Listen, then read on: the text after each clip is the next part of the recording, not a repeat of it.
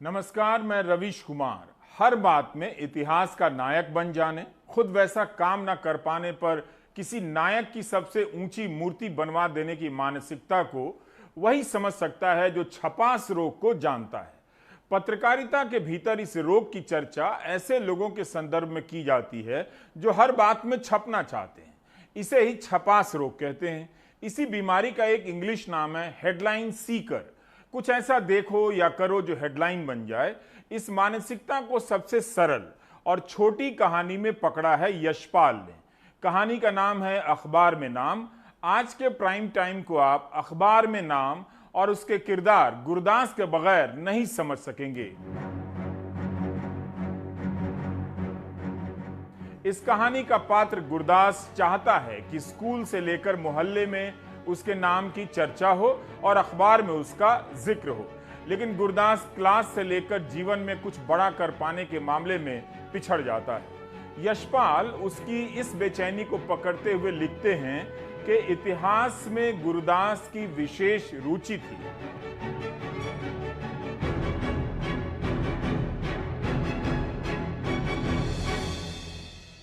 शेर शाह सूरी और खिलजी की चढ़ाइयों और अकबर के शासन के वर्णन उसके मस्तिष्क में सचित्र होकर चक्कर काटते रहते।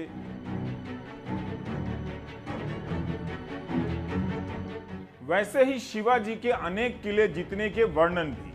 वह अपनी कल्पना में अपने आप को शिवाजी की तरह ऊंची नोकदार पगड़ी पहने, छोटी दाढ़ी रखे और वैसा ही चोगा पहने, तलवार लिए सेना के आगे घोड़े पर सरपट दौड़ता चला जाता देखता, सबके सामने अपना नाम पुकारा जाता सुनने की गुरदास की महत्वाकांक्षा उसके छोटे से हृदय में इतिहास के अतीत के बोझ के नीचे दबकर सिसकती रह जाती। गुरदास एक बार मोटर कार के नीचे आ जाता है ताकि उसका भी नाम अखबार में आ जाए। अदालत में स्वीकार कर लेता है कि अखबार में नाम छपवाने के लिए मोटर कार के नीचे आ गया था।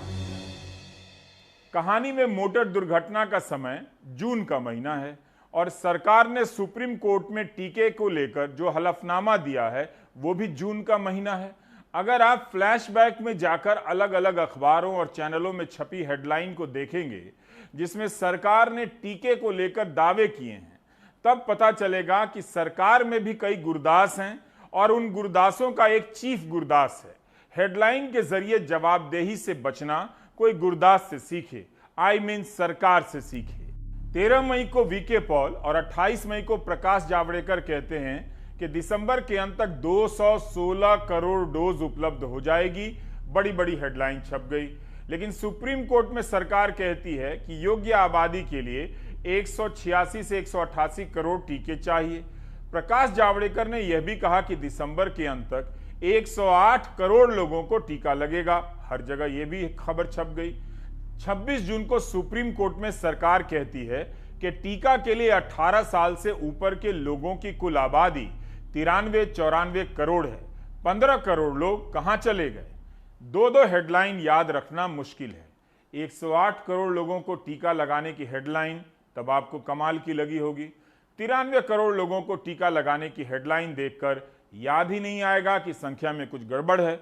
एक पुराना बयान फ्लैशबैक के कोटे से सुना रहा हूं। वैक्सीन के बारे में पिछले सप्ताह पत्रकार वार्ता में स्वास्थ्य विभाग ने दिसंबर तक 216 करोड़ डोसेस यानी 108 करोड़ लोगों का वैक्सीनेशन कैसे होगा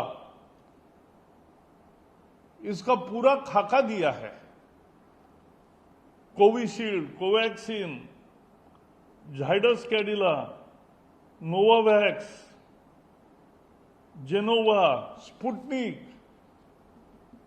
देश में तैयार होने वाले और बाहर से भी जो स्पुतनिक आया है इन सबका उल्लेख उसमें है और कितने आएंगे ये भी लिखा है।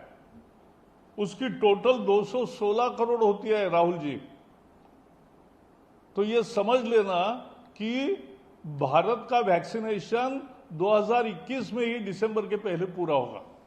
इस बयान को सुनने के बाद सरकार के हलफनामे को पढ़ेंगे तो पता चलेगा कि जिस दिन प्रकाश जावड़ेकर यह दावा कर रहे थे उस दिन तक सरकार ने केवल 34.6 करोड़ डोज का ही ऑर्डर दिया था और सरकार 216 करोड़ डोज का दम भर रही थी। उस वक्त हेडलाइन छपी होगी, लेकिन आप देखिए कि इसके लिए भी बहुत मेहनत की जाती है ताकि लगे कि सब कुछ विश्वसनीय है।